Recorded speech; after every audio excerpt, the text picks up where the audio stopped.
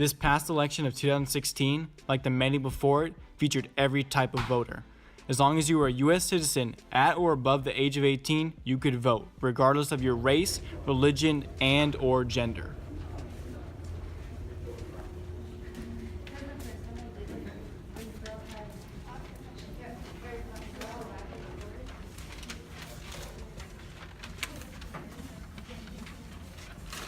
Though this was not always the case, as prior to 1920, all women were excluded from voting. We want suffrage. We want suffrage. We want suffrage. In the late 19th century, women began to see an increased role in society. This led them to demanding even more equal treatment. They realized that they needed to unite as a whole and stand up for the same moral treatment and working conditions as men. And with this came the plead for voting equality. Hi Diana. Hey.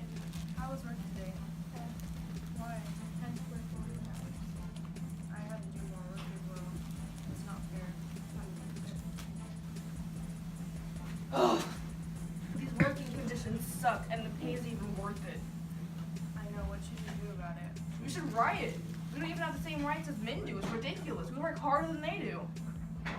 We are equal, and we have to show them that we want suffrage.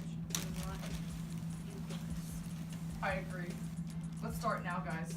Let's go. We want suffrage. We want suffrage. We want suffrage. We want suffrage. Soon, women started to form rallies and meetings, like that of the Seneca Falls Convention.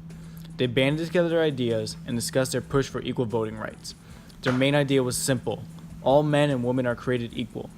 They saw it as that if women shall face the same grievances, oppression, and hardships that men do, they also deserve the same opportunity that all men receive.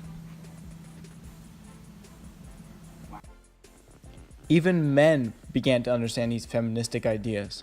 Some even joined in on the movement. We should listen to them. In 1910, Washington became the first state to grant women's suffrage. This monumental achievement gave great push to the women's suffrage movement. It began to seem as though the impossible was becoming ever so possible. A year later, California followed. In 1912, 4 more states affirmed voting rights for women.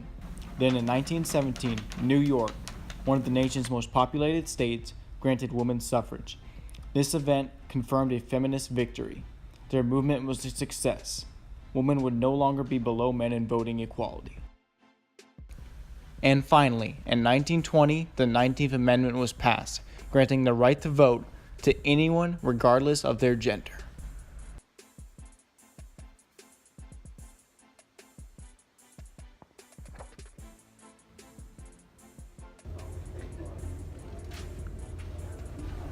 No longer would it be just men in those voting lines.